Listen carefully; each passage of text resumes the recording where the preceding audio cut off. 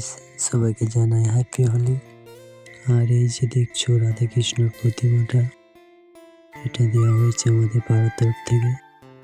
পাড়ার লোকেদের বড় বায়না ছিল এবারে হোলিতে রাধা কৃষ্ণ পুজো করবে, তাই কি বাবা আর কাজ, সব বন্ধুরা মিলে প্যান্ডেল করতে লেগে গেছিলাম।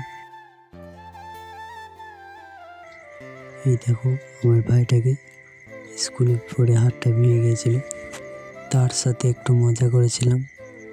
ভিডিওটা দেখো। ভাঙা হাত দেখো গাইস, ছেলে ভেঙে গেছে, বল মারছে।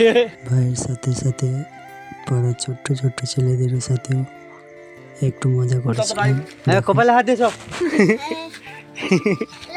কপালে হাত দে। সব মজা করতে করতে প্যান্ডেলের কাজ প্রায় শেষের দিকে।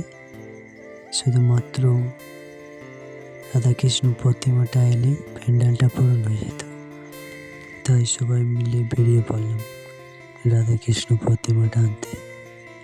যে দেখি মিস্ত্রিদা কোনো কাজ করছে, তাই মিস্ত্রিদা বলল প্রতিমাটা রাত্রে নিয়ে যেতে। তারপর কি অপেক্ষা করতে লাগলাম রাত্রে। আর এই দেখো রাত্রে সিন কেমন হয়েছে রাধাকৃষ্ণ প্রতিমাটা, তোমরাই বলো। সত্যি বলতে মিস্ত্রিদার হাতের কাজ খুব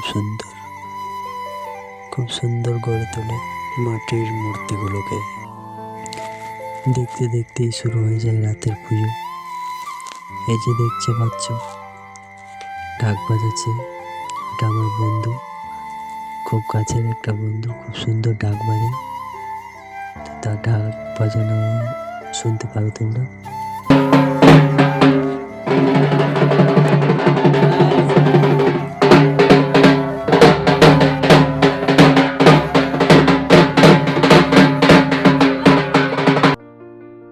তো কেমন লাগলো ভিডিওটা সবাই জানাও। সবাইকে হ্যাপি হোলি, রাধে রাধে।